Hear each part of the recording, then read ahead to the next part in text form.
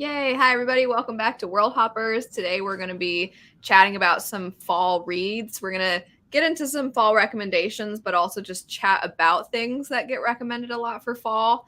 So we have some prompts, and the first one is fall books you think are overhyped. So there's a lot of books that a lot of people recommend in the fall, and some of them get recommended all the time. So I wanted to start with maybe a slightly saltier prompt.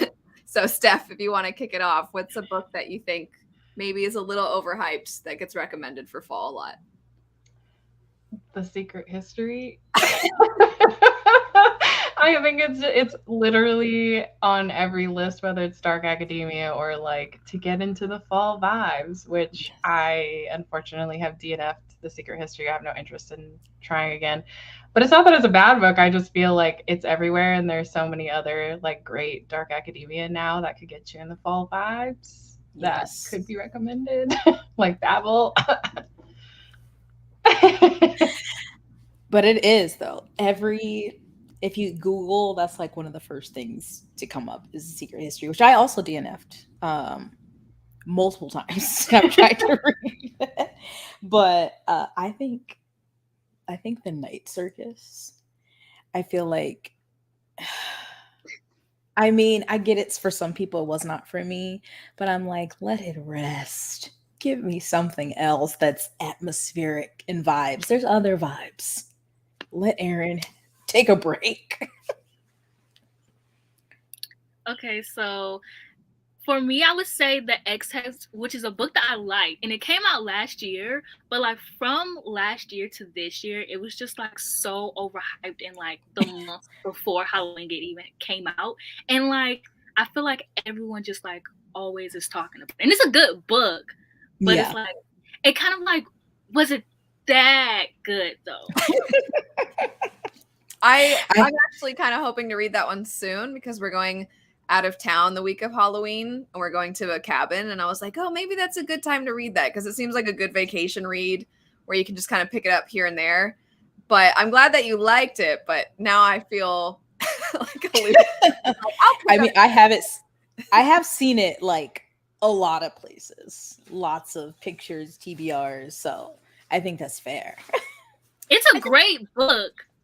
It's just like everywhere. Yeah, that makes sense. So I'm pretty open to recommending books even if I didn't love them, but I feel like for the longest time Uprooted was recommended. It's one of those that I feel like I also see on every single list, and I get why. It has that fairy tale retelling, it has the creepy forest, but I don't like that book. And I like Spinning Silver so much, but Uprooted, I'm like, what the heck are we doing right now over everything in that book? Sorry to anybody that likes it, but it fits fall.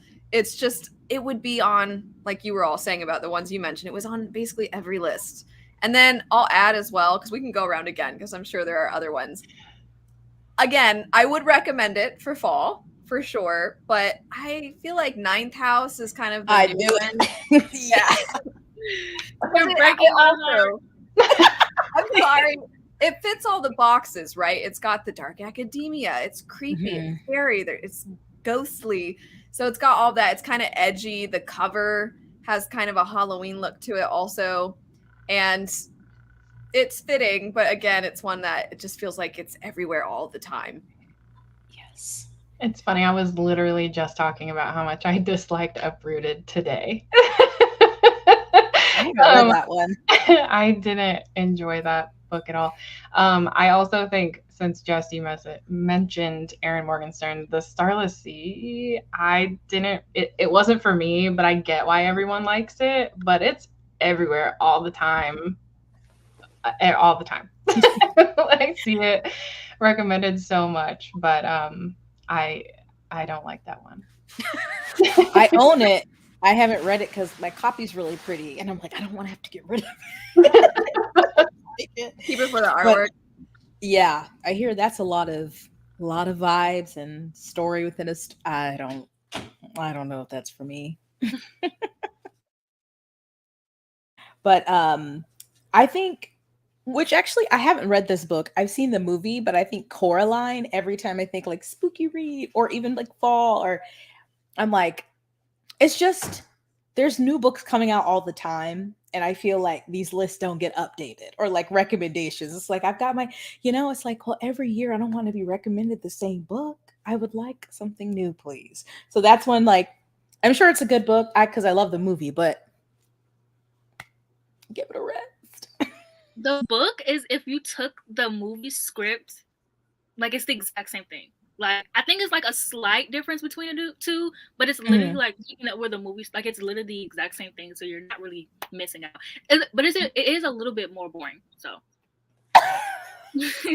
The book is? yes. So you thought the movie was boring? No, I love the movie. Oh, because you said a little bit more boring. I was like, oh, so the movie. Okay. The movie is here, and then on a scale, it goes this way. The boring factor. I'm gonna follow like the dark academia and say the Atlas 6.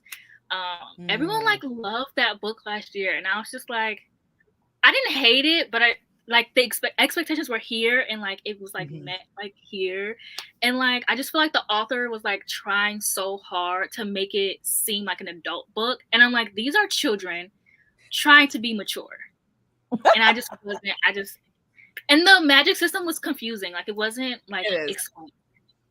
I'm scared to read that. I feel like it's not even a system. It's just kind of so many things thrown together, and it's kind of science, but not at all. It's just theorizing and then throwing stuff together. And so it's fun, and I feel silly saying this, but it's definitely a vibe. But I agree completely that the expectations were almost impossible to meet. So I liked it too, but I didn't. Some people act like it is the most creative, interesting, brilliant thing. And I like it, but I think part of it is that because it started out self-published, that it kind of did bring back a certain sort of story that I think it was pulling from a lot of tropes or kinds of books that we like, but then doing something a little bit more interesting and, again, having a certain vibe to it. And then a lot of people were gravitating toward it. And I think because it's very popular on Book Talk, especially, that what you were saying, Mayana, about how they're children, they're young, why are they acting like this? I feel like Book Talk has that almost new adults. They like books that seem like they could fall into a new adult age range. And I could see why it was so hyped there. Because I've seen people say that too, like, are you sure that this is adult? And I mean, well, yeah, they act pretty young, but it is categorized as adult. And also the romance. If you throw in a good romance that like people from like Book Talk or like anybody can like latch themselves onto, people will pretty much accept anything. And I'm speaking from like me doing this as well. Yeah. Wait, what's that one? Sorry, Jess. What's the one? Academy. What is it? Vampire Academy? No. Sorry. It's I can picture the cover. Bethany hated it. I'm pretty sure it's really not Vampire Academy, Zodiac Academy. Yes. Sorry. No, that's okay. Yeah. I love those books. Absolutely terrible. Is it because they're like popcorn reads, or like because you can fly through them? I like I'm really into astrology, and like the authors like really know what they're talking about. So like, I mostly read it for like the astrology facts, and I'm like, oh my gosh, like you guys actually know what you're talking about. But like the romances and the plot line, and I love like those type of romances, but I'm like, this is not like anything I've ever read, and not like in a good way. And sad. I don't think I had ever read anything classified as a bully romance, and then I read that and I was like, is this what bully romances are? Because I hate this. I hate it so much.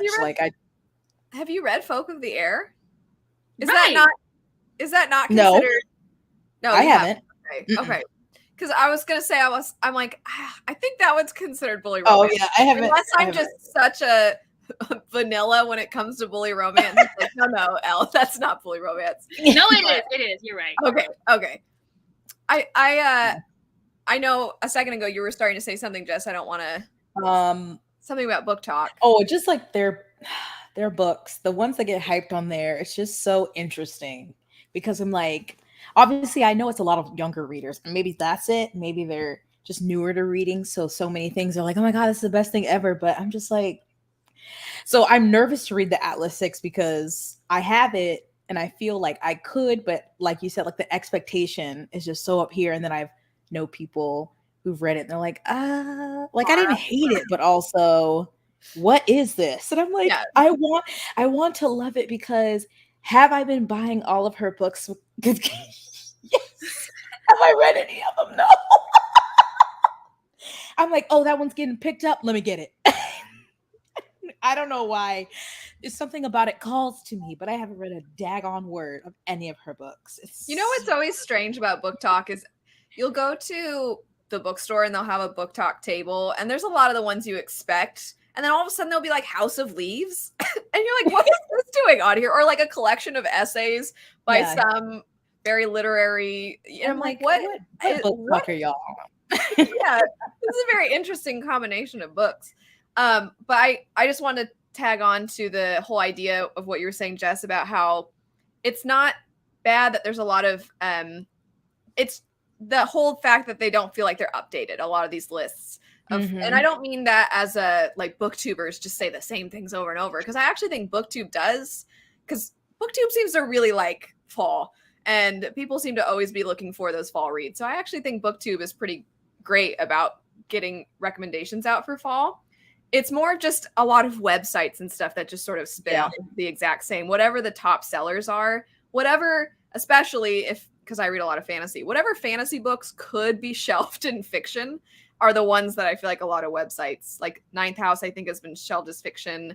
And I think this, the Night Aaron Morgenstern's shelved as fiction.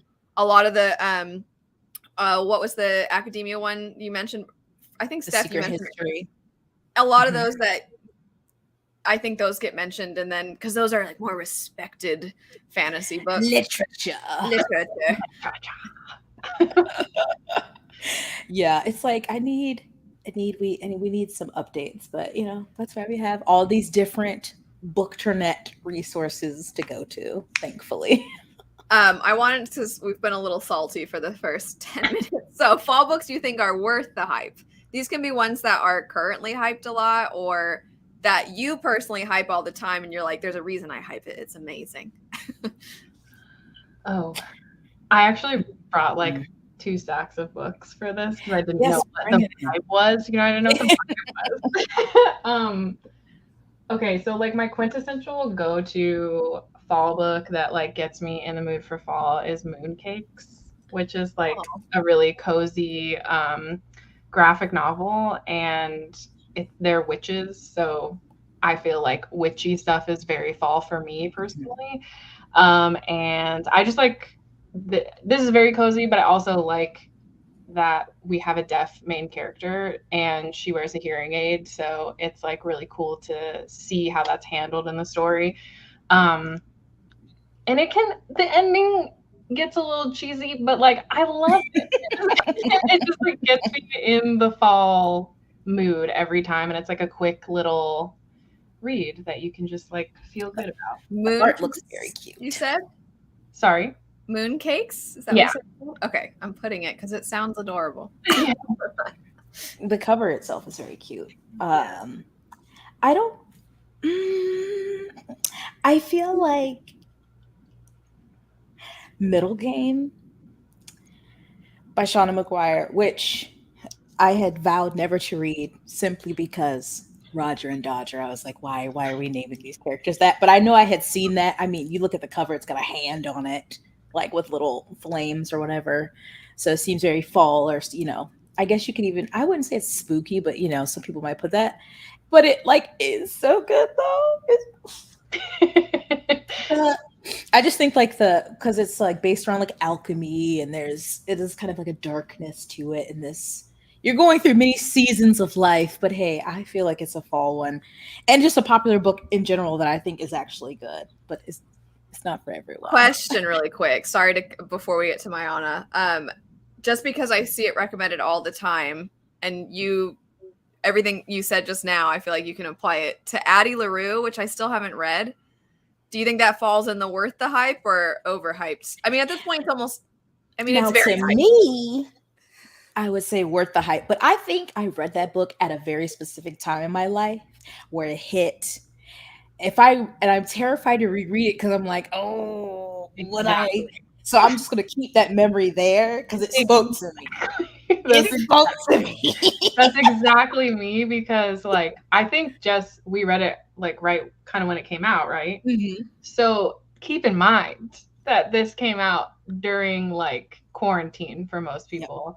And it really dives into mental health for one of the main characters. And so I probably, like you, just was going through it. So it really just hit me differently and I got very emotional, but I don't ever want to reread it because I don't think I would like it. I'm gonna keep it. I'm gonna keep it right here. And like one of the other characters is thinking just like purpose in life. I'm like, oh my God, what am I doing? So yeah, I don't know, because I know some people are like, I think, wait, Mayana, I think before I read it, I watched your video. I cackled because I went into that. I was like, oh yeah, I'm about to hate this. I'm about to make a rant video. And then Victoria was like, you watch. So, Mayana, what are your thoughts on it? Okay, I think just having vendetta because of how the book was marketed. Like they had like it's like a romance between like the devil and this girl, and like waiting for the romance, it never happened. And like it was just me holding a grudge against the book people, whoever marketed the book, because I think it was actually a pretty good book. Like even my sister, who is really harsh, like she does not like anything, like she even liked it, and I'm like, okay, so let me like take a step back. I'm just angry because it was marketed in a way and I didn't get that romance.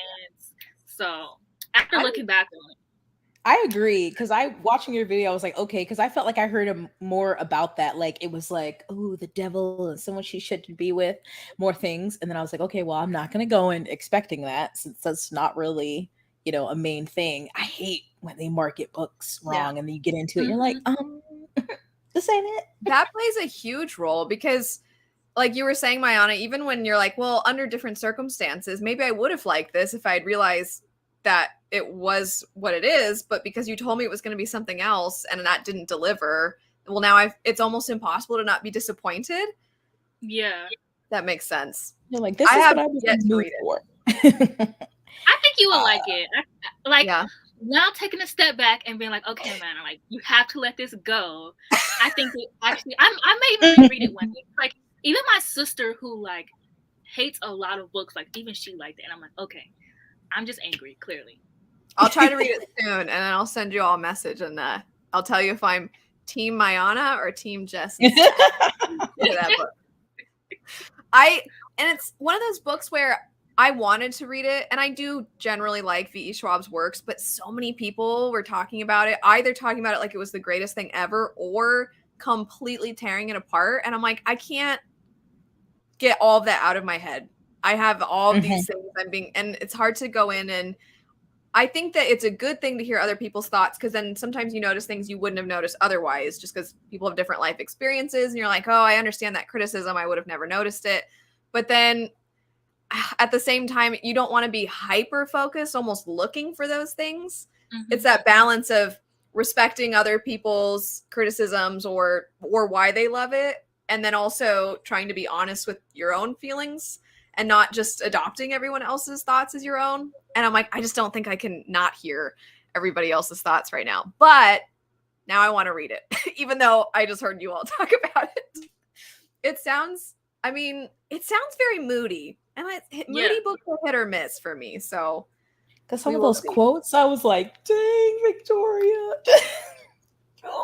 She really did. She really was. And all the editions, like I'm actually salty. Like I want to, like I do this thing where it's like I can't buy a book unless like I love like with all the editions. And so sometimes I'll like force myself to reread a book so I can like it and justify wanting to buy it. I've done it. It's dangerous. I have so many editions of some books. Like behind me is quite a few editions of Once Upon a Broken Heart, just because I think the editions are so pretty. And it's not even that, it's not my absolute favorite, but yeah, sometimes you just appreciate the artwork that goes into crafting a beautiful book. And V.E. Schwab, if I am remembering correctly, has a background in design or art for covers or something. So I'm pretty sure she's the only author that Juniper Books actually partnered with when they did their alternate sleeves for Shades of Magic, because she has experience. And I think that's why her books get so many editions, And she's obviously a very successful author at this point. So I think they maybe give her a little bit more say than some random new author.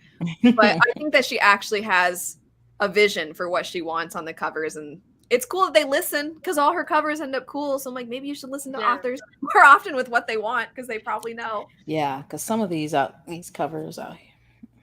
Yeah, and don't even get me started on series. Oh my gosh. That could be a whole video itself. Just covers and series changes, and we just could rant into the void. Okay, we'll record that in a couple weeks. Well, we will. We'll have to have one because, oh my gosh, did you all see? I could probably pull up a picture. The Grace of Kings, not this set, but the American covers. Did you see what they did? It's hilarious. I'm going to pull it up really quick. Anyway, Mayana, I started a whole thing with Addie LaRue. So I mean, I love to spread my Addie LaRue agenda, but before I start, I do want to say that like I love like because I've been off booktube for a while, so I love like seeing Jess like being like, oh, like I'm not gonna read Middle Game because of Roger and Dodger, and then coming back to and then coming in the live stream and you being like, yeah, I love it.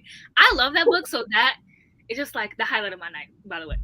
But I'm gonna recommend The Folk of the Air because like it's my favorite. Yeah. And I feel like it works for any season, like spring, fall, summer. Like you can really throw it in there like any season. Like it's Did just you get very good. Oh shoot, what is it called? In my head I think Lunicorns, because that's what the subscribers are called. What is that? The new editions, hold on, Lunicorns. What is that for? It's gonna pull up. It asked me if I meant unicorns. No, I didn't. Litjoy Crate. Did you see those editions? I haven't seen any editions. Oh, they just I'm gonna have to look and see if they're still on sale, and if they are, I'm sending you the link because they're gorgeous. And I know you love that series. Really quick before I say anything, I'm gonna share the Grace of Kings spines here for a second, just so that we can look at the last one. Jail. Why did they do like they put his name on the bottom and then they put the title on the top and then the thing in the middle is lower? Why would they do that? Why? And then just like the title isn't even lined up with the last name. Like no. It's so awful. I remember Patrick being like, why? I think Patrick even tagged the publisher. They should. Who is it? Saga Press. Mm-hmm. That's a crime. Yeah. I'm sorry.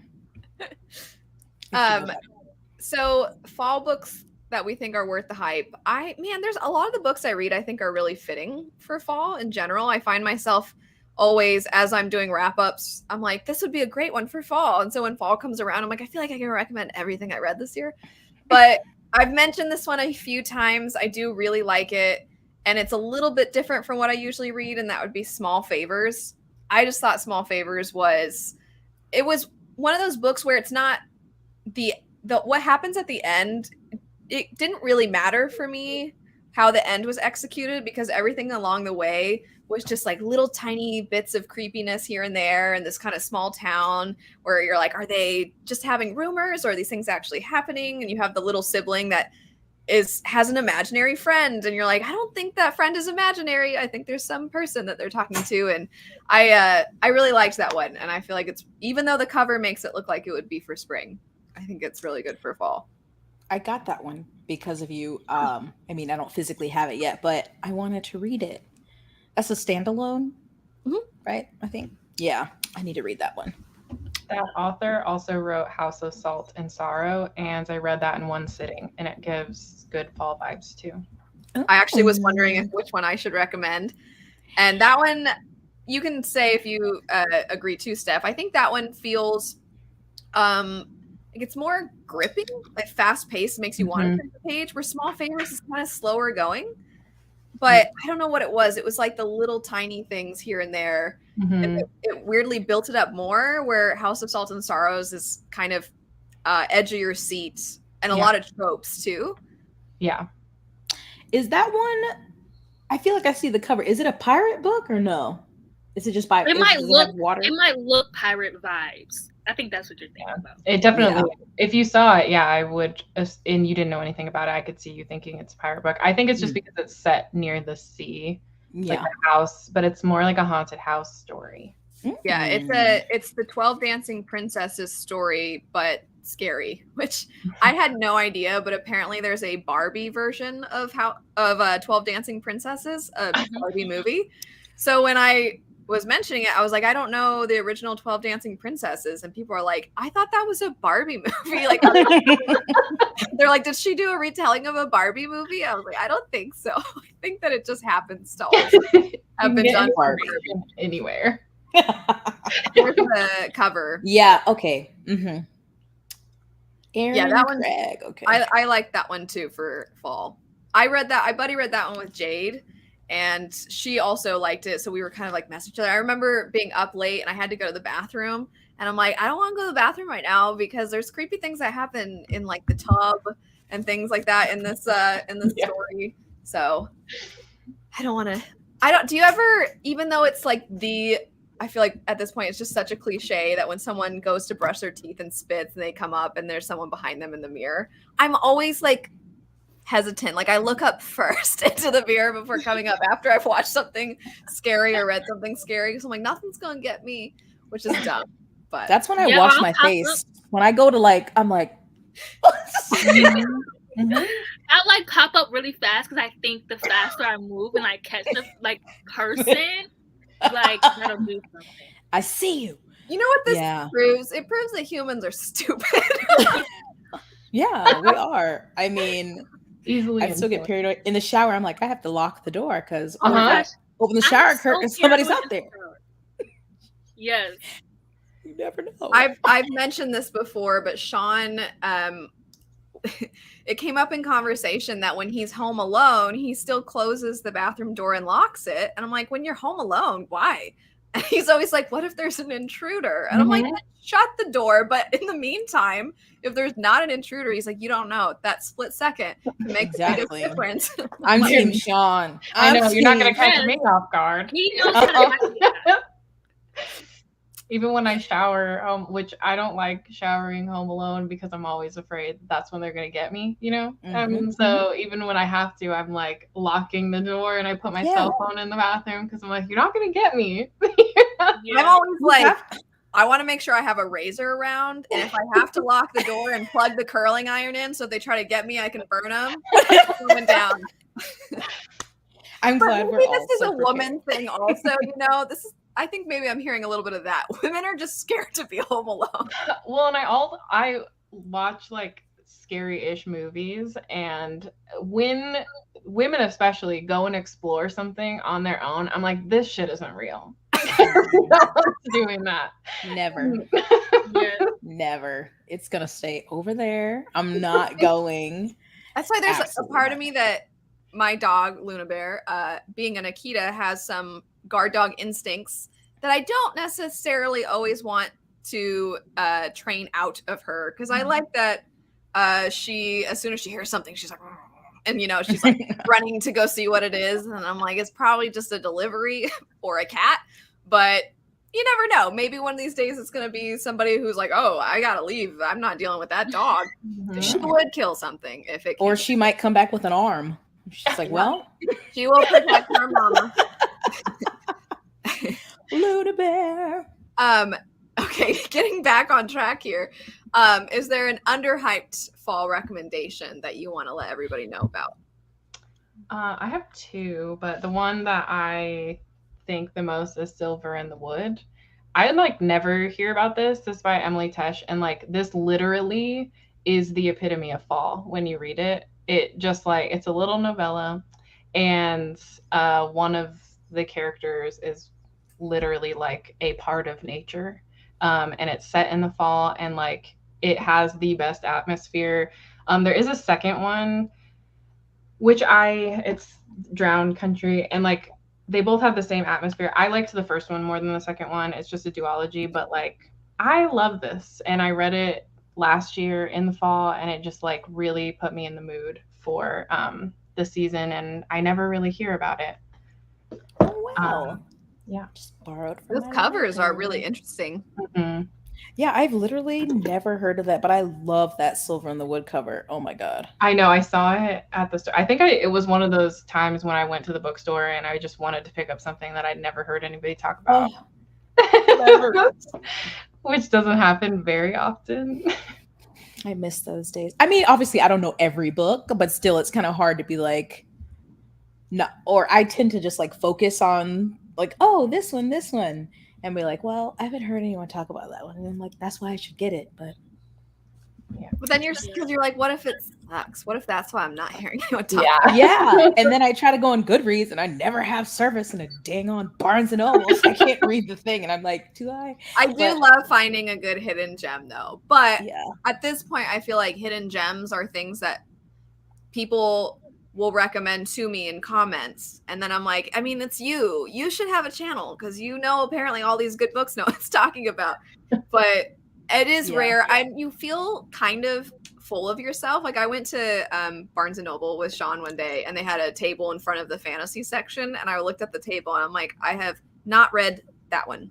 I've read like every single one of these other books. And then you're like, I don't know, you feel very full of yourself. Like, look at me, I'm so read. Yeah. I'm when I up used to to work date. at Target, we used to like fool around in like the electronics section, and I used to like talk to all my coworkers, and I'm like, yeah, so I own like all of these, and I've read like all of these. Like, what else do you do? Do you ever sleep? Like, yeah, I do. See, that's the nice way to word it. I feel like what some people are thinking is, do you have friends? Yeah. Do you have a life? Yeah. Well, I don't actually. Yeah. I know. I wonder what people would say if you literally were like, no. They're like, Other people are exhausting. I like being home by myself with my husband and my dog. I just feel like a lot of readers also, not all, but a lot of readers are introverts. So we feel very fulfilled and content when we're home and cozy and we're with a book. That's how we socialize, is with our characters, and we pretend we're there. And then when we watch movies or TV shows, or in my case, video games, because I know that is not the biggest reader. I don't need much. Well, if you're like me and you like cozy video games, you can listen to audiobooks while you're gaming. And yes, I do that. Yes. I have wanted Animal Crossing is. Mm-hmm. I've never played Animal Crossing.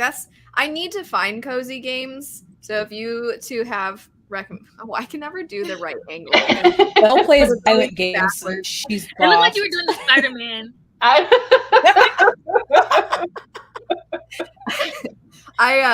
feel like a lot of the games I play though are either like they require a lot of your concentration because you have to have like good combinations ready, or there are RPGs and you have to pay attention to what they're saying. Yeah. So every now and then, I don't know if anybody's going to even know what I'm talking about, but there was a period of time where I would replay. Nobody's going to know what I'm talking about. I would replay this mini game in an RPG called Blitzball just over and over and over again while listening to an audiobook, because it's like something to do while you're listening. Mm-hmm. And I feel like that's stupid. I should have been like cleaning or something. Yes, The Sims. I will like spend hours making a character that I can't build for my life. Mm-hmm. So I'll spend hours like playing, like making a character and like listening to an audiobook. Yep. When I was a kid, family, I could sit there all day. I'm like, oh my God, I gotta make this whole family over. Oh yes. And then like I start playing and I'm like, I played for like 2 minutes. I'm like, I'm bored now. Gotta make a new family.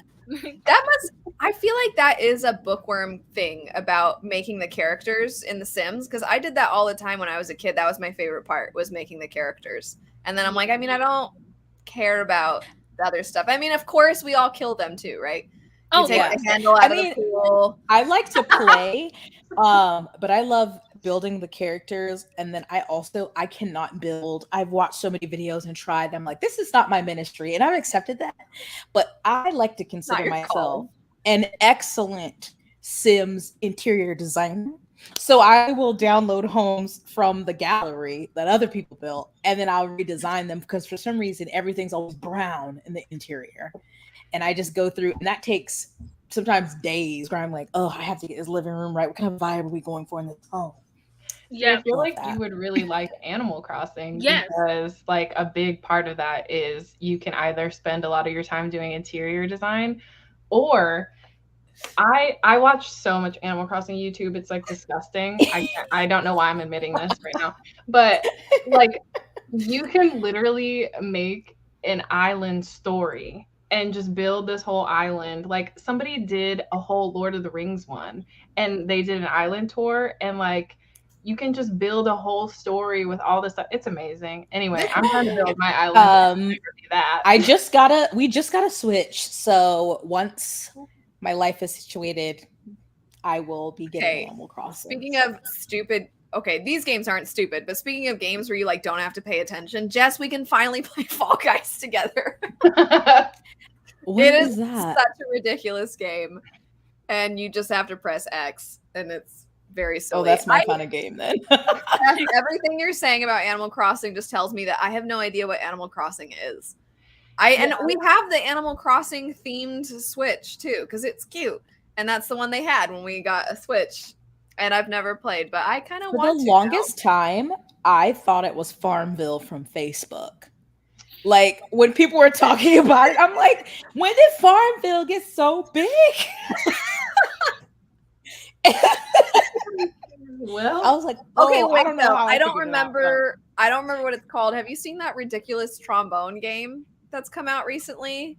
Yeah, I can't remember what it's called, but like it's essentially a very ridiculous toned down version of Guitar Hero where there's notes you're supposed to hit, and this little character just like you just point it at the notes.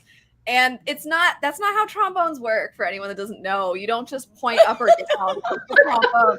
But my husband, that's when we were in college, we were music majors, and his instrument is trombone. So everybody's been sending us this game like, oh, are you going to play this? And then it blew up, and it was, I think, on The Atlantic and like the New York Times and all these major publications were talking about it. And it was some dumb game that a guy made to be silly. Like he didn't try. Well, okay, I don't want to say he didn't try hard, but I mean, he wasn't like making Elden Ring or something, one of these epics. And it's apparently gotten very popular. Anyway, getting back to underhyped fall recommendations. But we can talk about cozy fall Switch games or just video games in general if you want to add that prompt. That's dangerous. I always have to campaign for Vida Nostra, which is by Sergey, rest in peace, and Marina Diachenko. It is. Can I tell you what it's about? Not really. It's an experience. Everyone says it is a mind blowing, meshing, smushing. It's just like, what? It's like dark academia at its peak. So it's question. How would you compare it to The Bone Orchard? Because we both read that one, and that one's also kind of a mind trip, but you didn't like The Bone Orchard. That wasn't a mind trip. That was a mess.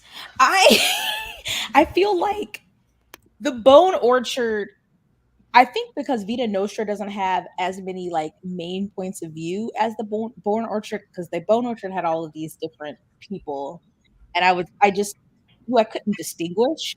And Vida Nostra, we have our one main character, and granted, there are some people around her that you see throughout the book, but we have our one main character that is focused on. And it's very kind of, I mean, it starts out like you know what's going on. She's basically going to university, but somebody comes in and she essentially goes kind of like a magic school, but it's not like typical magic. It's very like metaphysical. And I think that's where, because I'm like, huh? But also maybe, I was like, maybe you would like the Atlas 6 then. It's possible. Or Steph, you would be able to probably say more, I just did a whole video where I read like 5 Dark Academia, and one of them was Vida Nostra, and one of them was Atlas 6. And I enjoyed the Atlas 6, but I feel like it led to an ending that if we would have known it from the beginning, it would have made things a little more interesting. Like it wasn't that hard to call what was going to happen. I don't know. Whereas Vida Nostra, like, no, I mean, there's no way to ever describe Vida Nostra, where I feel like the Atlas 6, you can discern a plot from it. Vida Nostra has 0 plot. It's like, but there is a purpose. but it This is doesn't. not making me want to read it, I gotta say. It's just like, it very much is like definitely critiquing academia, because like the way the school is set up, and it's like very dark because it's like you don't do well, they have like this threat over them, and it I don't know, don't read it because I don't want you not to like it, so don't read it. I will say though, I think that of all people to not like a book, I'm usually pretty nice, even if I don't love something. It's not like when Leanna doesn't like something. Oh no. Oh no. I can't have her read that. But then you say you don't star books, do you? Which throws me off because I'm like, I cannot tell where you're on the spectrum. Like, I need to know you didn't like it like 3-star, it was fine, or you didn't like it like that was 1. You know, I can never tell. Elle, you're like, I didn't love it. I'm like, what does that mean? What does that mean? What do you mean you didn't love it? I want people to decide for themselves more than I want to let them know. Not decide for themselves how I feel. I mean, like, I want to put out information as much as possible. I'm just not entertaining enough in my saltiness when I don't like something, I feel like, to really. Oh, you are. You just don't want to show it to the world. It's fine. I would love to see that. I would pay. You would pay? When I really don't like something, poor my husband, when we're like walking the dog, it's the whole walk. It's just me like, and then it was so dumb because then this and I just get so frustrated. He's like, rant to your channel. We need it. I mean, I think we deserve at least one a year or something. There's the occasional. I mean, I recently, and Roger has been making fun of me because he's just like, Elle keeps slandering this because he likes House on the Cerulean Sea. And I said it's kind of like, because I didn't love it. And I compared it to when you watch a kid get frozen yogurt self-serve where they get like every flavor and then every kind of candy and everything. It's just so, I'm sorry, Jess, I forgot you liked that one too. I'm sorry. It's fine. Bad. Anyway. But that's like, I mean, that I try to come up with analogies that I'm like, this will, I think, get my point across without, you know, the funniest one I've ever seen was when you were talking about that that ocean that just like and she was like, so the waves like go up on these buildings, and she was like, I bet you that Fitz would open his window and let the ocean water soak his entire room. You're like, oh my god. It was this video of this city that was like the buildings were up against the coastline and there was a storm and the waves were like hitting all of the buildings. And so I was saying like Fitz would probably want to live in one of those just for that experience. But anyway. So it could wash away his tears. Mm-hmm. Oh. Oh God. Mayana, underhyped already. Okay. So underrated, I would say, I don't remember the author because I don't know any authors, but the book is titled Not Your Average Hot Guy. It's like kind of like the X-Hex vibe, where it's about this girl who works in an escape room, and these people come in and they like summon this demon because like she has like this book for a prop, but it's like actually like a spell book, and I like summon this demon, so she has to like work with the demon to like, I don't remember, do something. No, stop the people, obviously, because they're kind of like cultish vibes, and so I really like that because it has like it was like really cute and like fluffy, and like it was like okay read, but like nobody really talks about it, so I don't. It sounds funny. Yeah. Gwenda That sounds Bond. funny. Is it romance or is it just okay? It sounds fun because you said it's like X-Hex. Yeah. That sounds like those fun. type of like cute. I don't know what the genre is. Like the cute, like I don't know, paranormal. Yeah. Is it like it's like paranormal romance, but like not fully. I feel either. Like it's not like fully like, you know, JD Ward or like you know, like the vampire ones. It's more like, I don't know, do you call it like cozy, or is it just like that's exactly I call them cozy paranormal romance. Yeah, because I feel like they're kind of different than like some I other. love that fantasy and romance are becoming so blended that they're getting their own subgenres. because I feel like fantasy romance just used to be a subgenre, and now you're getting, not that it hasn't existed, I just feel like it's becoming more popular. Mhm. And so you're seeing a lot more people try it and pick it up. And it's actually, so I've talked about this one a lot recently, but the Very Secret Society of Irregular Witches, I feel like falls under the cozy paranormal romance. And I'm mentioning it for Underhyped because it has a very similar feel to House on the Cerulean Sea, but obviously that one is huge, and this one's newer and it just came out. And I want it to pretty reach cover. you should look at the Fairy Loot edition that's coming out.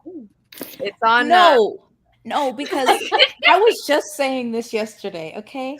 The special editions have taken me for all of my money this year. I was just looking, trying to make a little spreadsheet for when I find I was like, this is absurd, Jessica. Well, you This should is read out it, of and hand.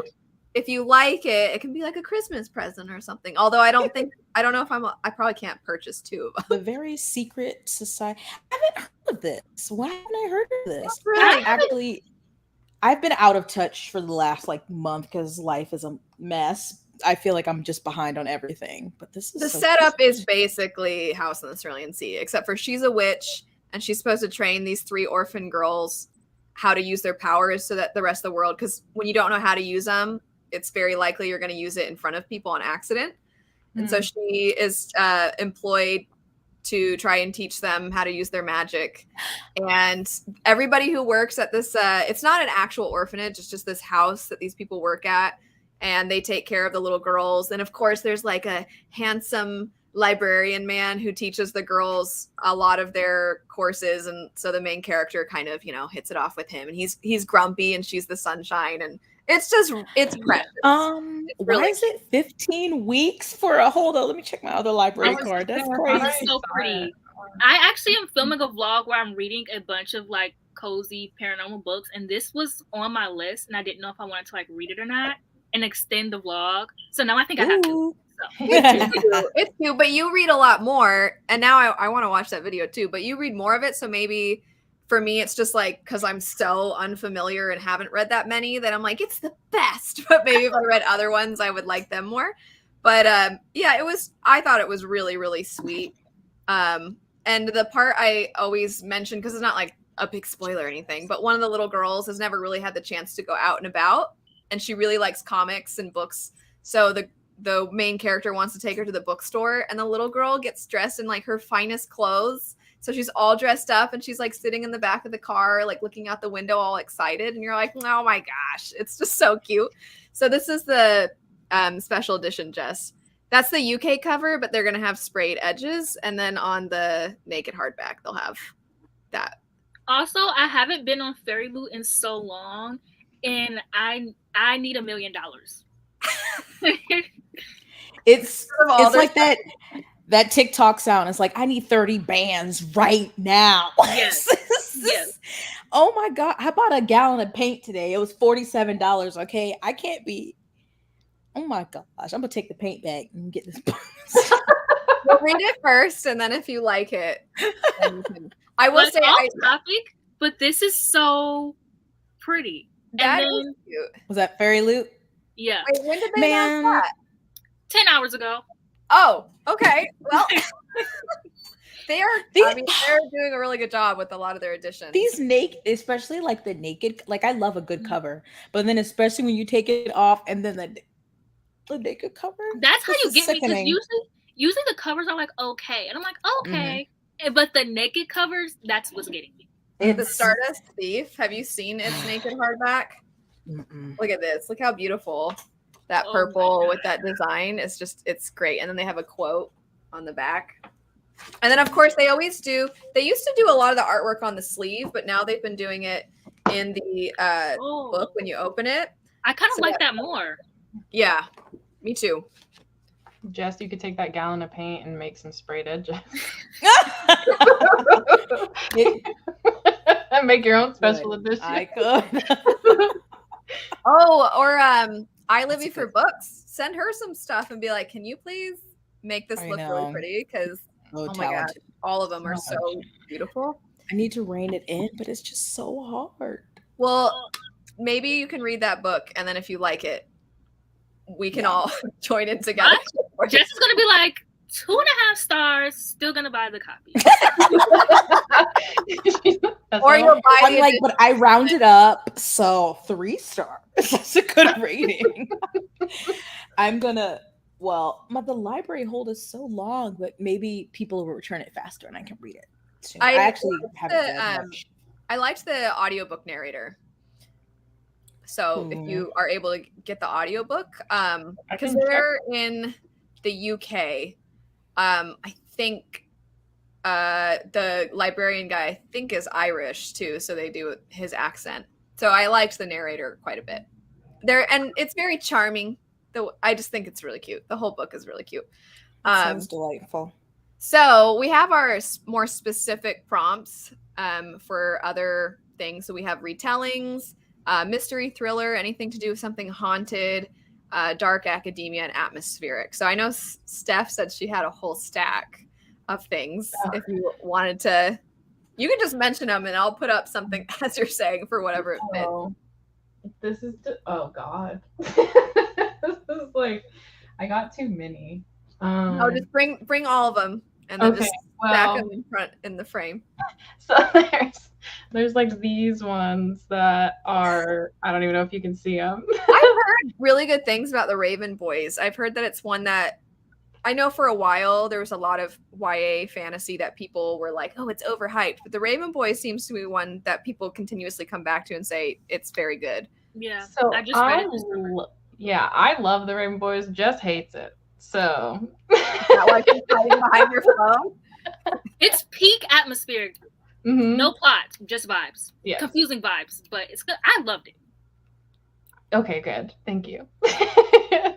Jess, it's good that she's muted. I was like, she's trying to give fast right now. No, I was saying, I don't think, just in general, Maggie Stiefvater's writing is for me, but it is very atmospheric. And I thought the first one, I think I gave like 3 stars. Me and my friend read it like years ago. We kind of read the series.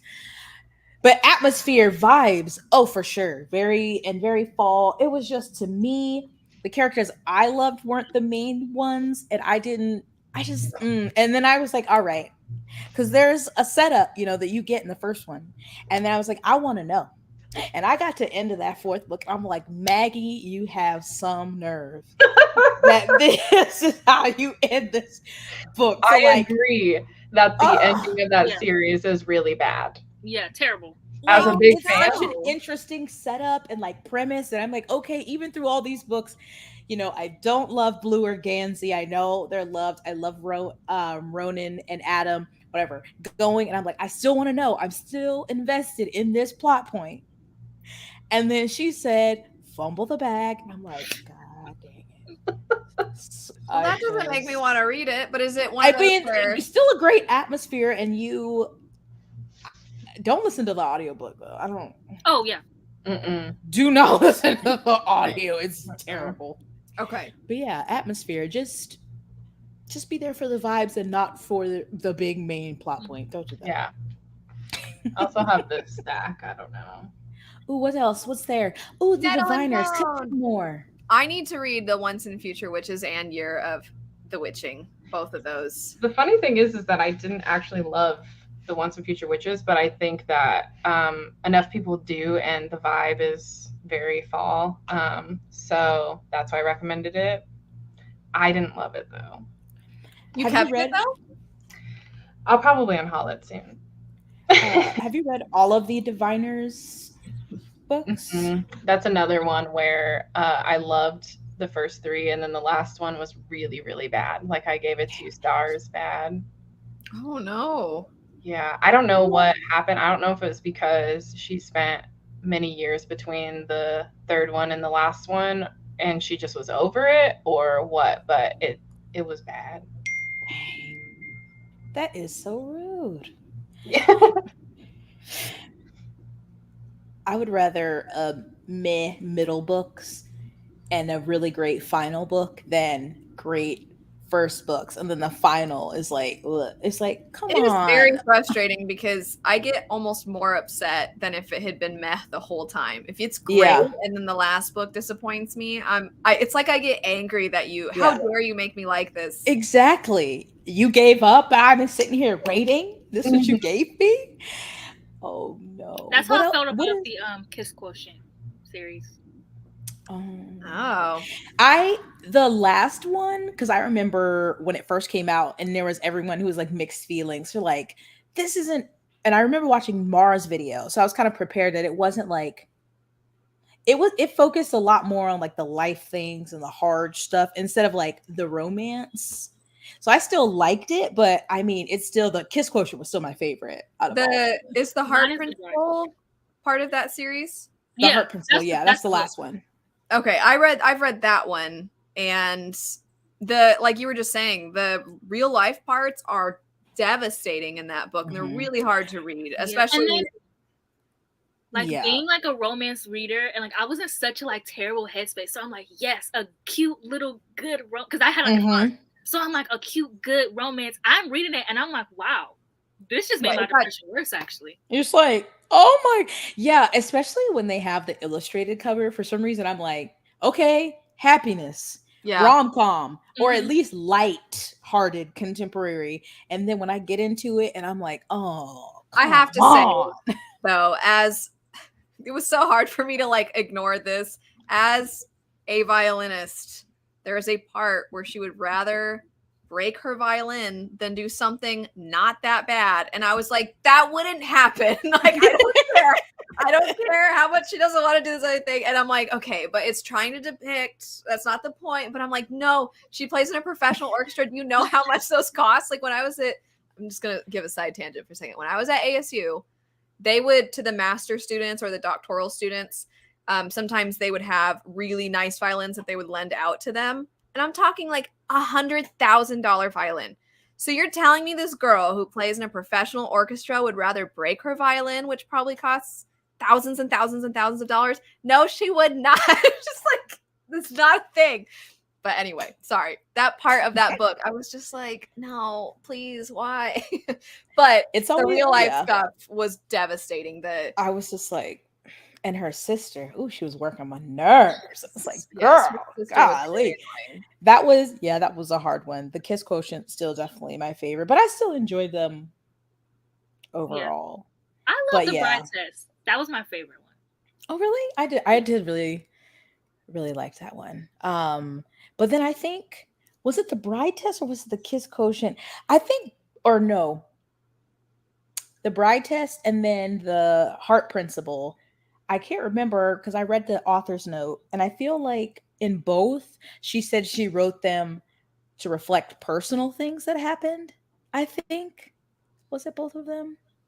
Because I know for the Bride Test, she said something about like, being first generation and her parents, immigrating, and that was part of it. And then I feel like something like that was in the Heart Principle. Like the character starts to realize that she might be autistic, right? I think it's on the spectrum, yeah. So I think that was a big part of it too. And like you said, the covers are like, look at how cute. And so she's just like her in sunglasses or something. I'm like, okay. I mean, for anybody that doesn't know, there's a part where somebody she cares about has a medical situation occur where then they are basically unable to care for themselves anymore. And that was really actually difficult to read because as somebody who was a caretaker when my dad was dying, I was like, I was not expecting this from this book. And those parts I thought were really, really well written, actually. They were very accurate.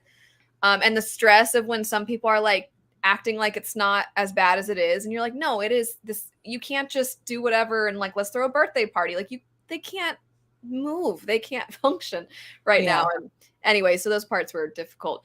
On a happier note, are there fun like fairy tale retellings or anything like that, or mythology or something that you think is fitting for fall? I'm so sorry. I'm not the person to ask. I hate fairy tales. Yeah, I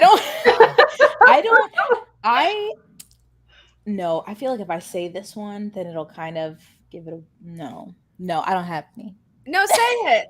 What were you gonna I don't want it to. It's a really. Is it considered a novella or a short story? I'll say a novella, and it's "Comfort Me with Apples" Oh, by Catherine M. Valente, and it's a yeah. It's hard to say because you'll. it's a kind of retelling, reinterpretation, something of something. Mm-hmm. But it's too short to say what it is. You just got to go read it. But I think I don't know, maybe the darkness, like it seems like everything's great, but there's like a darkness looming over it. Maybe that makes me think of fall. And I can't tell you anything else. Okay. I just gotta read it. This is not a retelling, but it has a fairy tale feel, which would be Strange the Dreamer. I love Strange the Dreamer and his nightmares so much. And I just feel like they're so kind of bizarre and unique and original, but they have that fairy tale feel that I think makes it really good for fall. I still need to read Music Nightmares. Nettle and Bone's not a retelling, right? I don't think so, but I loved it. I loved the. So is that fantasy or is that what was the other one that I read that I didn't like? Hollow Places. No, the recent one. What Moves the Dead? Yeah. Is Nettle and Bone gothic or? I wouldn't call it gothic. It feels more like grim fairy tale. Yeah. Okay. The thing about T. Kingfisher is she has dabbled in like almost every genre you can think of, because like some of her more popular genres are the Paladin Grace series, and that's a fantasy romance. I like Paladin's Grace. It was funny, actually. I mean, all of her stuff has something funny, I feel like. But I think you would like Paladin's Grace, Jess, because the two main characters are adults with like back pain and stuff.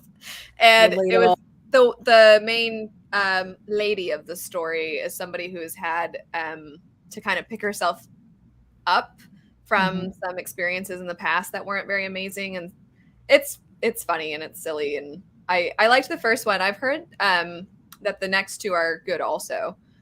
Yeah, I've read the first two and I gave them both 5 stars. And I'm not necessarily like somebody who reads books for romance, but I just I think, Jess, you and I have had this conversation before about wanting older main characters. Kingfisher like does that in most of her work, where the characters are at least 30 plus. So it was nice to see that type of romance.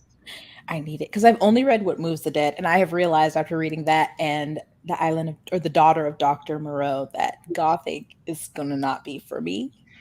Okay, but the Dr. Moreau. I was disappointed because that is another case of a book that was pitched wrong, because it's a romance. Like, it's romance. It just happens to be set on that island and like kind of. Yeah, that's like the back. Like that's in the back. It's really, and I was like, I have to ask because there is a self-pub version that has been out and then it's getting republished. Have any of you read A Dowry of Blood? Yes. I was gonna recommend that. Okay, so Mayana, you like that one a lot. Yeah, I loved it. It was You loved it? I ate it up. Yes. I wish my main complaint was I needed it to be longer. I wanted it to keep going. So I know Jashana also loved that book. I didn't love it, but I'm like, I don't know that people are going to like, there's this, I was telling Jashana about it because I have the version that's going to be traditionally published. And I read that, and there's this section at the end called, I think, An Encore of Roses. And I was like, Jashana, I love that. I love that part? Yeah. I thought it was so weird and random. It was, but it's basically just Is smut. that? It's just smut. Is that in the indie published one or whatever? No, okay. It was a newsletter.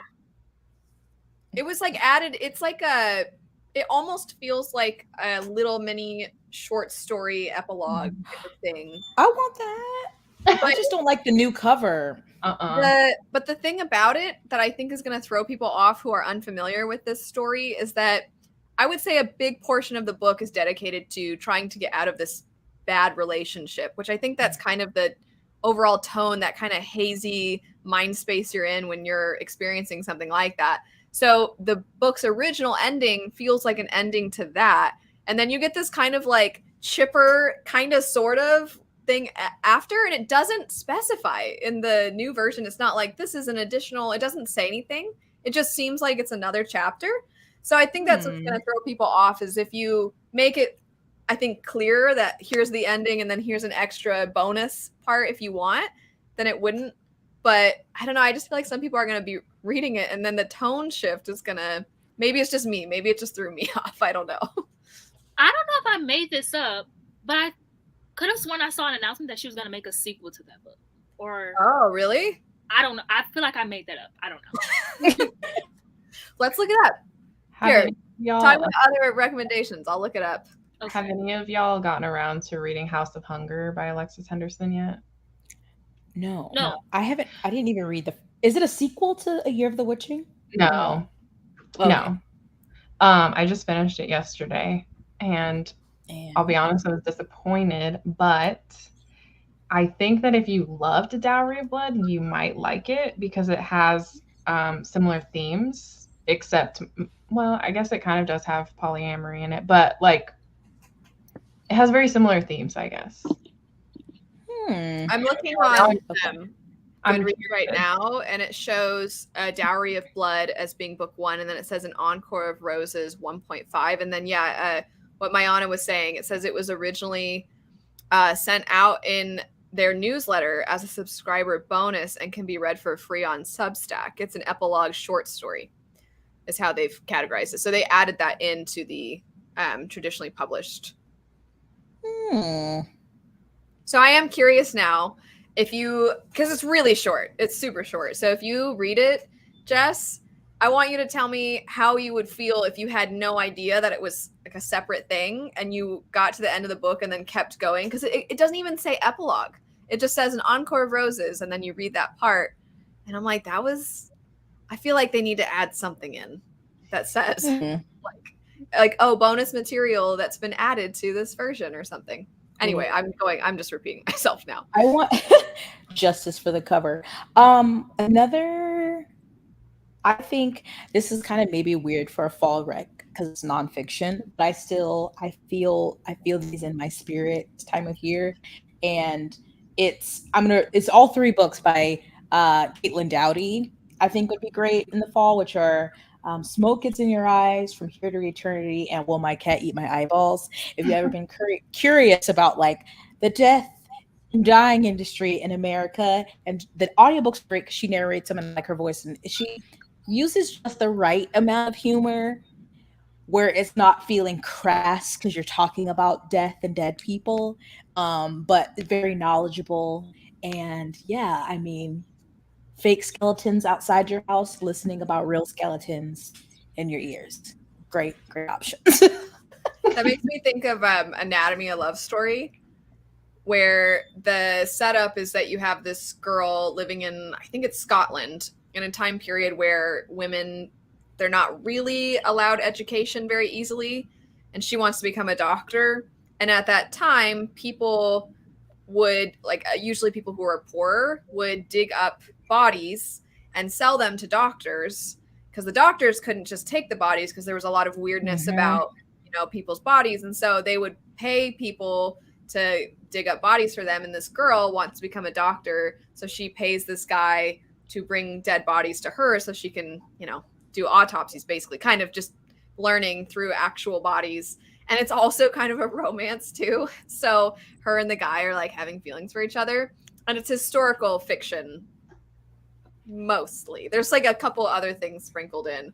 And it was, I read it with Monet and Joshana, and we all liked it, but we're all kind of thrown off by the end. And then it was announced that it's getting a sequel. So now I'm like, I don't know.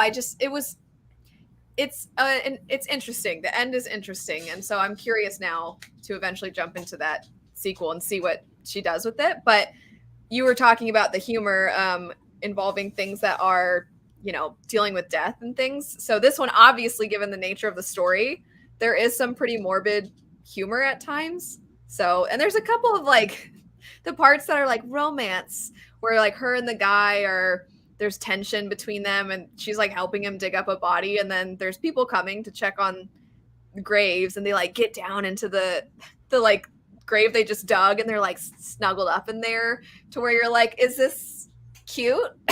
You know what I mean? The way I'm like, this is so cute, and I'm like, they're in a grave. Yeah. Yeah. You just put that. Is that the one that's like a pink cover with like a heart in the middle? It's orange. And her Orange? dress Okay. looks like a heart, I think. Interesting. But like an actual heart, not a heart Yeah. shape. I And remember think the reading sequel looks about. like a brain. I see it in my mind now. I remember reading about like when people would actually do that in like Scotland and stuff. So that's interesting to add a romance into that kind of story. It was, I mean, it was interesting and definitely entertaining. But again, the ending.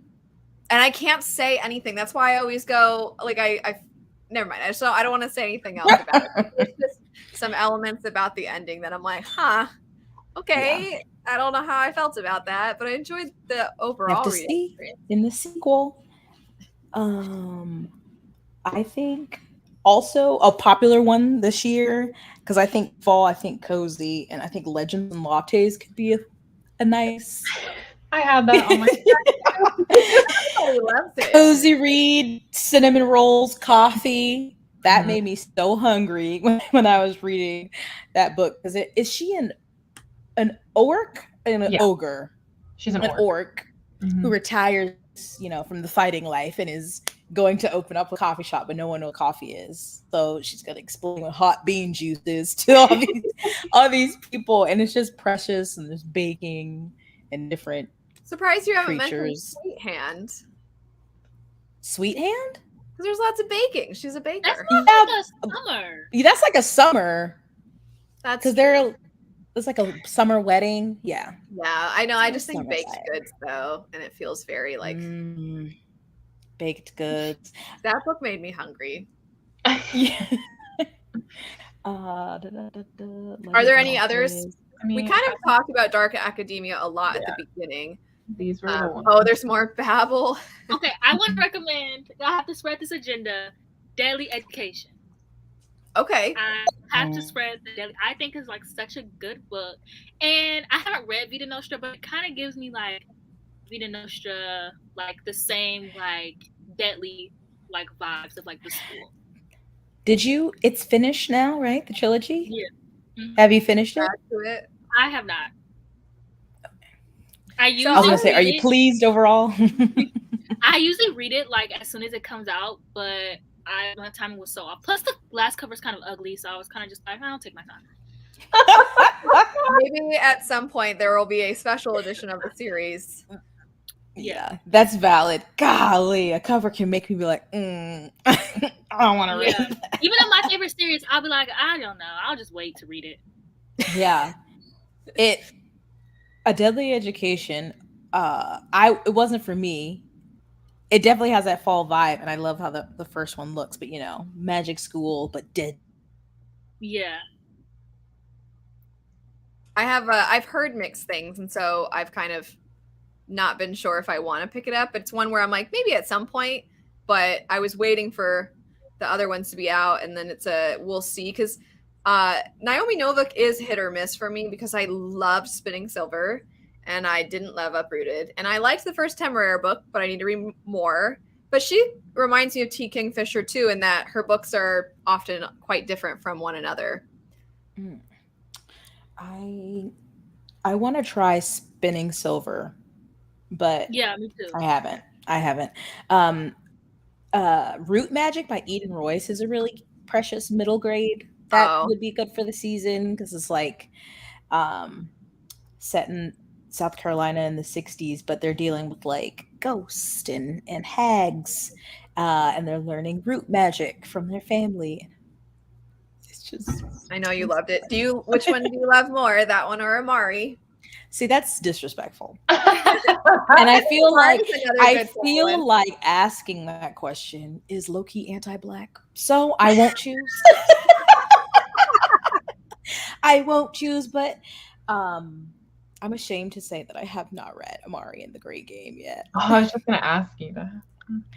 I think I read maybe 4 books in September, and I have not read really anything in the last 2 weeks. You've had a lot going on. Yeah. Head empty. I've been watching Sister Wives and coloring on my iPad. That's as much as my brain can take right now. It makes I'm sad that Mayana's, I don't know if it's the internet or what's going on, because I pulled up the LitJoy crate of Folk of the Air. Oh. Maybe that'll help bring her back. Hold on. it'll summon her So back. what did you say they call their subscribers? Lunicorns.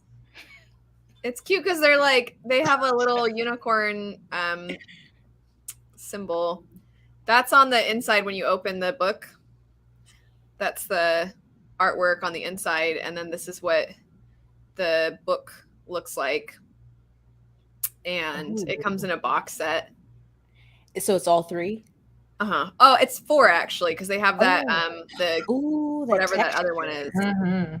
I think this is one of the things on the inside as well. Dang, that's nice.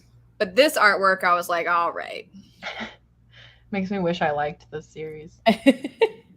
That series has gotten some really, really, really pretty editions. Oh, Mayana, yeah, you're back. Here, I found the LitJoy crate for Folk of the Air. Oh wow, that is really pretty. Oh, and there's this artwork. Oh my gosh, I need that. Right? It's so pretty. Dang. Yeah. So I let hate me to look leave- up if it's still available, because it only just went on sale, but I think they That sell out sounds so quick. hopeful.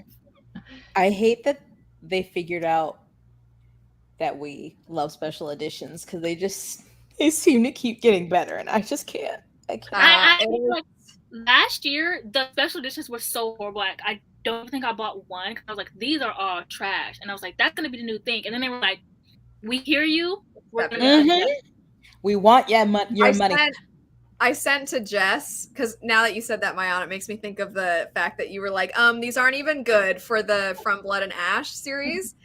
And I just sent to Jess the other day that Juniper Books is doing some sleeves for that series, and I was like, do we need another version of this series? That's Have And you I seen do the need Juniper them. Books ones? I keep reading the books, and I need them now. I have like a love-hate relationship. Oh my I God. have sad news that the Folk of the Air that I just showed you is sold out. I knew they How would. dare you. TikTok has found the series. There was no hope for me. Oh dang. Well, and Yeah. LitJoy crate, because I have their Strange the Dreamer set, which is Mhm. really pretty, and I get a little bit irked because I see it on buy sell trade all the time. People selling it, like it sold immediately without people even taking it out of the box, and I'm like, don't do that. I know that it's whatever.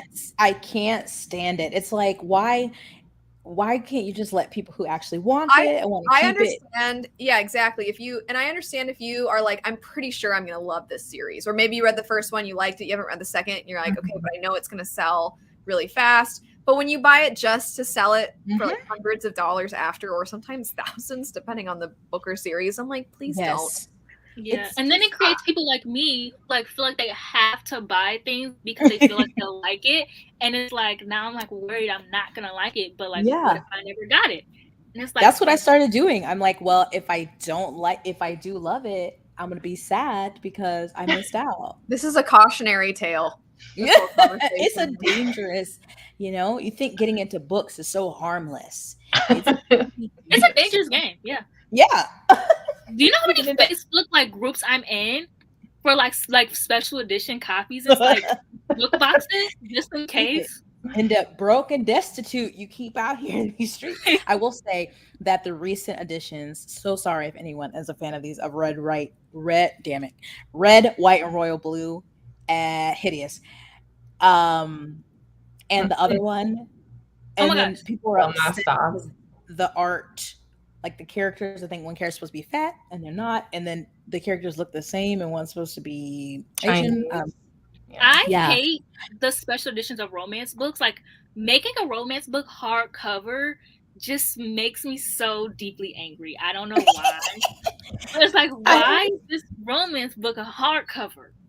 It or at the and then there's a new one from like Waterstones of red, white, and royal blue, but it just makes me think of Pepto Bismol. I don't know. I'm glad I'm not a fan. So they have those. But speaking of special covers, so I recently read this. It was one of Fairy Loot's adult subscription, Her Majesty's Royal Coven by Juno Dawson, which is like bright yellow or bright pink, Yeah. bright yellow. And I was like, and it was voted on by my patrons for me to read. And I was so surprised. I really, really enjoyed it. It's witches, but like in a contemporary setting, which I was like, I don't know how I feel about this, but it is good. It's one of their only ones where the edges aren't just black, because so many of their adult ones have been black, and I got that one. It's funny because Jashana unsubscribed when she saw that was going to be the next book. She's like, I don't know what this is, so she unsubscribed. But I was like, I actually think every now and then they're really good at finding books that aren't getting talked about as much, and then I end up being very pleasantly surprised, like you were just describing, because I'm like, I would have not picked this up otherwise. So exactly, yeah. I hadn't heard of it, and I was like, "What is this?" I will say, hold on, I'm gonna grab. I have a book over here. I'm gonna grab. They really were leaning into the yellow, because this book is so yellow. This is This Vicious Grace, and I kind of wish it was the regular white because this is the UK cover, but then they made it yellow instead, and it's got brown on the inside and stuff. But I'm like, I mean, it's so yellow that I had a spot for it on my shelf, and I went to film, and I was like sitting there. I'm like, I can't do it, and I was sitting like right over there. But it's so yellow. Yeah. Anyway, I like how this is not anymore about fall reads. That was Her Majesty's Royal Coven, witches. That's true. You brought it back. I also I don't know when I read it in the last couple of months. Ordinary Monsters by J. M. Miro. Don't know who this person is, but it's because it's set in like Edwardian. Don't come at me if it's wrong. I don't remember the time periods. Edwardian, you get like London, but then they're also in Scotland, so it's like kind of dark, dreary, and rainy. And you have these kids who are like, I don't want to say they have powers. They almost are like a mutant instead of like, like a witch or a wizard. Like there's something different about them. Like this one can heal like from anything, or this one glows from the inside. And they're being taken to like this institute, but you don't know, is that good? Is that bad? What's going to happen there? Like, are there more of them? It definitely, I think, is a good. That sounds like The Institute by Stephen King, kind of. Yeah, I haven't read that. The Ordinary Monsters is really high on my TBR for fall. I just don't think I'll be able to get around to it. My only thing is like, because it is a little more chunky, that I wanted some more backstory to certain parts, especially with like our villain, and then some parts in the middle I'm like, oh, okay, guys, maybe we could have cut this out and put other stuff in. But then it ends, and I was like, hold up, I thought this was a standalone. I went to Goodreads, what did it say? Number 1. I'm like, God dang it. It's going to be a trilogy. Yeah, talking about how they like kind of sort of have powers made me think of Monsters We Defy that I read recently, and I've been trying to encourage more people to pick that one up, because I think very early 1900s Washington, D.C., and it follows a woman who is trying to figure out this mystery where she lives, and they're like boons and curses kind of. So you have a power, but then you have a curse associated with that power. And I thought it was fun. It was like I feel like I'm on repeat. I keep describing it as a cozy heist. Because you get like everybody comes together, like all these different characters, and you almost get like a mini short story every time you're introduced to a new character. And I really liked the way they did it. It's kind of an Ocean's 11 feel where you get like all these different people. This was on I think when you said that, I was like, that sounds familiar. And I think it was one I heard about either beginning of this year or last year that I was like on my list for 2022. And there's a little romantic subplot that I thought was cute also. Their relationship was cute, and the vibes in general, like you see them, like there's kind of like a jazz feel to certain areas and stuff. So that was really fun. Yeah, that one's also TBR. I need to get to that, even though me and 2022 releases we've had a mixed I know meeting this year, but I know we were just Babel talking, one, so I know we were just talking about I will say, did And then she- she broke. oh, I was like, are you gonna say? I thought that the screen froze for a second. I was just gonna say, I was wondering if there was any more last recommendations before we wrap it up, since it's been almost an hour and a half. Okay, I do want to say one. I don't know if it's like really fall, but I need to spread the agenda of the 22 Murders of Madison May. Okay. It's like a thriller. It's like about this girl, and the book starts off with her. She's a real estate agent, and she's like showing the house to this man, and he murders her. And it turns out that he has been stalking her in multiple universes and killing her. And it's like the author is a video game developer, so it feels like you're reading a video game, and it's like it's literally like the best thriller I've read. What is it called? The 22 Murders of Madison May. Madison. It's like a bright yellow cover, unfortunately, but That sounds Yeah. fun. yeah. I mean, as fun as Once you book put about in a multiple woman always universes, getting I'm like, murdered. Did you have any more, Steph or Jess? No. You had your stacks. I know. Yeah, I had just a couple thrillers that, because I feel like, I don't know, just in general, that thrillers give me a fall vibe. One was They Never Learned by Lane Fargo that I really liked. That's a good one. It's set on a college campus. It has dual timelines, and basically about men being trifling and then repercussions. Basically, mess around and find out. The PG version. Then I had Never Saw Me Coming, another like thriller set in a university, but it's like a university that has a program that studies psychopaths, and then somebody's killing the psychopaths. Dun, dun. And my last one would be When Justice Sleeps by Stacey Abrams, which is like a political thriller because a justice is on like life support, and then this gal has to figure out something. There's my Rex. So in depth, I know. Well, for me, my I don't know if it's the internet or something, but it's starting to freeze. So I feel like that's not a bad time to probably end the video. Yeah. So,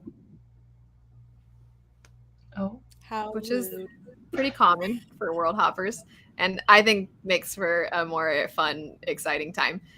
But I thought this was fun, especially just because there's so many fall recommendations that I see the same things like we talked about at the beginning, and I actually genuinely feel like a lot of the things mentioned I haven't heard as much. Look at us. Fall. But thanks everybody for watching. Thanks everybody for joining. And we'll see everybody later. Bye. Toodles.